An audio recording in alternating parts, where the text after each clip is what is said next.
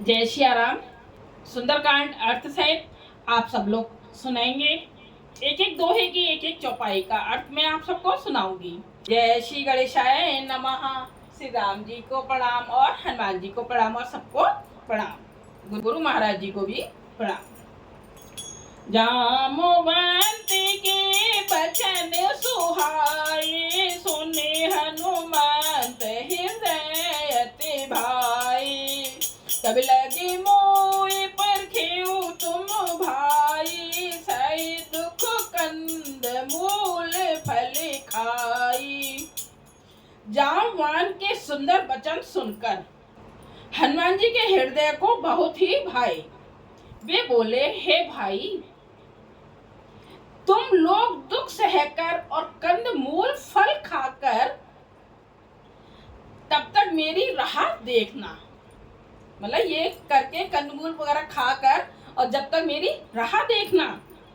जब लगे आवै सीतहि देखी, होए काज मोहे हरस विशेषी। ये कही नाई सविन कौ माथा, चले उहर से धरे रघुनाथा। अर्थ सुनिए इसका। जब तक मैं सीता जी को देखकर लौट ना आऊं, काम अवश्य होगा। क्या काम अवश्य होगा? क्योंकि मुझे बहुत ही हर्ष हो रहा है, मतलब ये बहुत ही मुझे खुशी हो रही है। यह कहकर और सबको मस्तक नवाकर हाथ हृदय में श्री रघुनाथ जी को धारण तथा हृदय में श्री रघुनाथ जी को धारण करके हनुमान जी हर्षित होकर चले। सिंधु तीरे के भूधर सुंदर, कौतुक कूद चढ़े उता ऊपर। बार बार रघुवीर सवारी, तर के उपवन तन बल भारी। समुद्र के तीर पर, मतलब किनारे पर, समुद्र के किनारे पर एक सुंदर पर्वत था। हनुमान जी खेल से ही अनायास ही कूदकर उसके ऊपर जा चढ़े। उस पर्वत पर हनुमान जी कूदकर जा चढ़े और बार बार श्री रघुवीर का स्मरण करके, यानी कि श्री रामचंद्र जी को याद करके अत्यंत बलवान हनुमान जी उस पर से बड़े वेग से उछले, यानी बड़ी जोर से उछले। जय गिरि चरण दे हनुमंता, चले उसोगा पाताल तुरंता।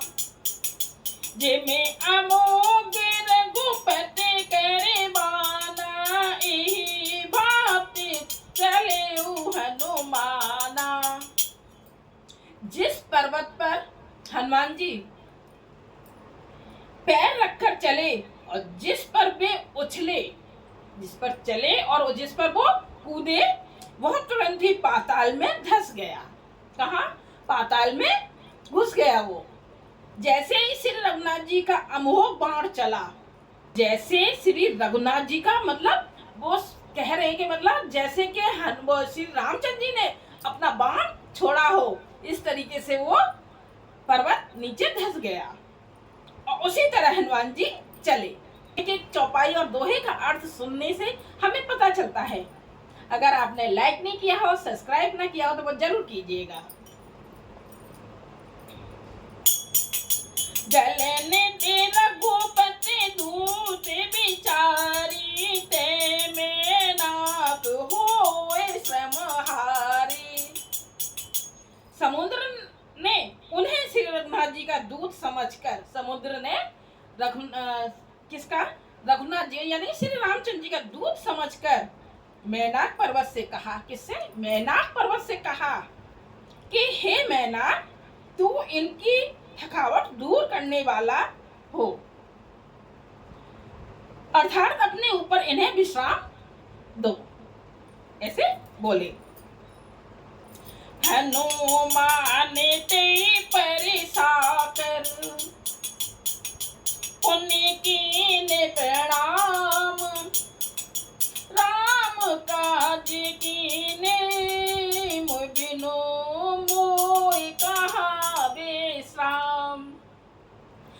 हनुमान जी ने उसे हाथ से छू दिया। हनुमान जी ने उसे हाथ से छू दिया, फिर प्रणाम करके कहा, हे भाई, श्री रामचंद्र जी का काम किए बिना मुझे विश्राम कहाँ है? मैं कैसे आराम कर सकता हूँ जब तक अपने में श्री रामचंद्र जी का काम कार्य पूरा नहीं कर लेता। जाते पवन सुत देवन देखा, जाने कहूँ बल बुद्धि विशेषा, सोरिसा नाम अहिन के माता, पदहिने आई कहीं तेहि बाता। देवताओं ने पवन पुत्र हनुमान जी को जाते हुए देखा। किसने देखा? देवताओं ने। उनकी विशेष बल बुद्धि को जानने के लिए परीक्षार्थ उन्होंने सुरसा नामक, यानी परीक्षा लेने के लिए, तो उन्होंने सुरसा नामक सर्पों की माता को, किसकी माता को? सांपों की माता यानी सर्पों की माता को भेजा। उसने आकर हनुमान जी से ये बात कही। क्या कही? सुनिए आगे।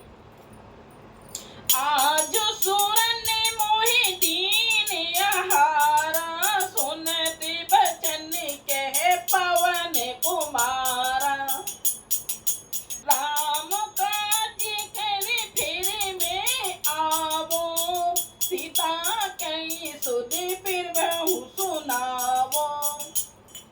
आज देवताओं ने मुझे भोजन दिया है। यह वचन सुनकर पवन कुमार हनुमान जी ने कहा, ये कौन सोच रही थी कि आज मुझे देवताओं ने भोजन दिया है? कौन? सुरसा नाम की राक्षस ने। हनुमान जी ने कहा, श्री राम जी का कार्य करके मैं लौट आऊं, श्री रामचंद्र जी का कार्य करके मैं लौट आऊं और सीता जी की खबर प्रभु को सुना दूं, तब मुझे खाना। तब तब बदन पेटी हूँ आई, सत्य कहूँ मोहि जाने दे माई, कब ने हूँ जतन दे नहीं जाना, गिरसत न मोहि कहूँ हनुमाना। तब मैं आकर तुम्हारे मुंह में घुस जाऊंगा। हनुमान जी ने कहा, जब मैं पहले खबर दे दूं प्रभु को, सीता जी की, तब मैं आपके मुंह में आके घुस जाऊंगा, तुम मुझे खा लेना। हे माता, मैं सत्य कहता हूँ, हे माता, मैं सत्य कहता हूँ, अभी मुझे जाने दो। जब किसी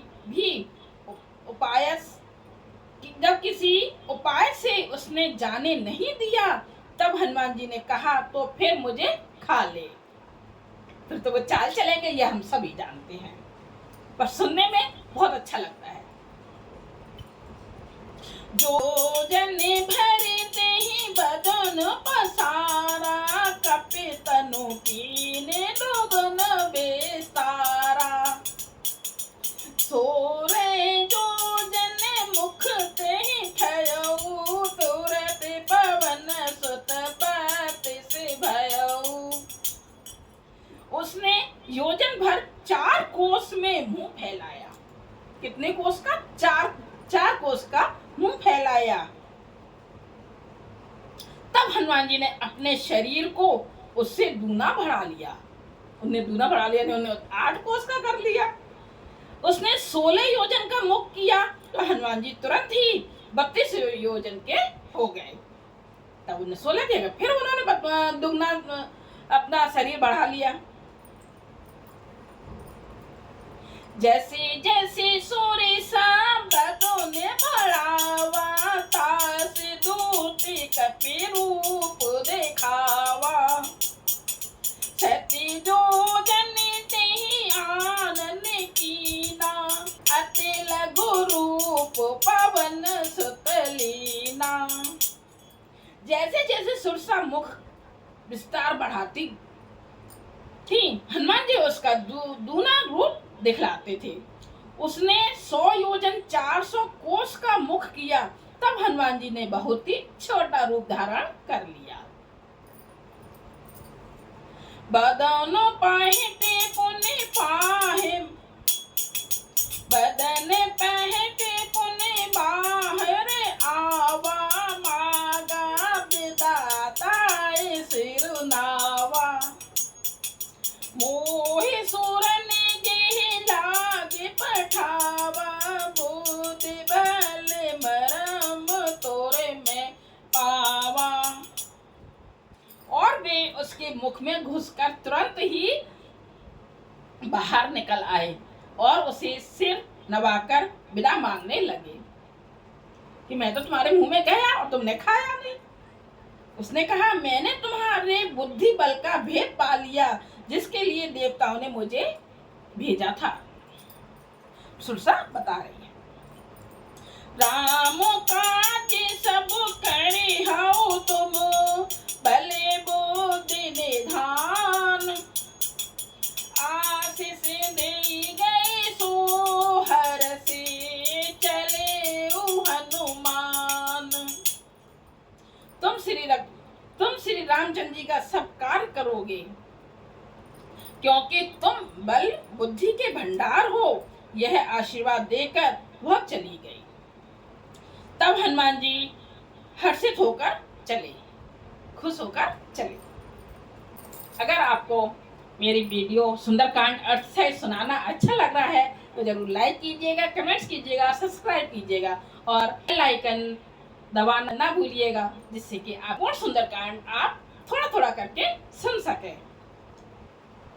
एक भजन की तरह गा के सुनने में और अर्थ सहित सुनने में फर्क है।